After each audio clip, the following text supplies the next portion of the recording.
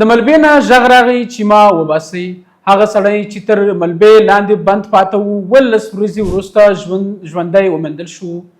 که چیرې د یو مرګوني پیښې وروسته د اغېزمنو کسانو خپلوانو ته دا خبر ورسیږي چې د دوی خپل عزیز ژوندی دی، نو هغوی ډېر خوشحاله کیږي. خو د عبدالوهاب د کورنۍ لپاره دا خبر یوازې خوشحالي نه وه، بلکې د حیرانتیا او بېباورۍ یو عجیب ګډ احساس و، ځکه چې دوی یو سختې پیښې وروسته هغوی ګمان کوو چې عبدالوهاب مړ شوی دی.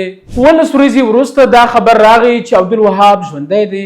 د خیبر پښتونخوا د مردان ولسوالۍ د رستم په سیمه کې د مارچ په 11 د کاپر په یو کان کې پر مزدورانو ناڅاپه د غره یو لویه برخه راولوېده چې د کان 12 مزدوران کار کولی چې له هغوی څخه 9 تنه مړه شول او 2 ټپیان وموندل شول.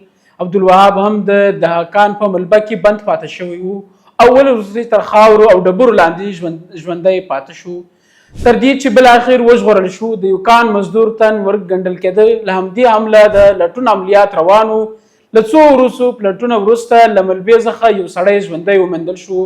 هغې بل څوک نه و بلکې عبدالوهاب و، هماغه څوک چې کورنۍ یې د بلې مړي په توګه پېژندلی و. د عبدالوهاب د کورنۍ غړي فضل منان ویل موږ یو مړی د عبدالوهاب په نوم وپېژند، ځکه چې د کورنۍ غړو د جامو له مخې ویل وی چې شاید همدغه وي، خو مړی ډېر خراب شوی او پېژندل یې ګران و.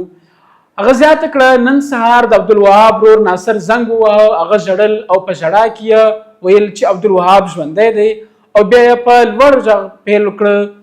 فضل منان ویل پرون شپه زه د عبدالوهاب د مور او پلار سره ناست وم. د هغوی مور ډېره خفه وه، ځکه چې 1.5 کال مخکې د هغو بل زوی له سعودي عرب څخه ناروغ راستون شوی و او وروسته وفات شو.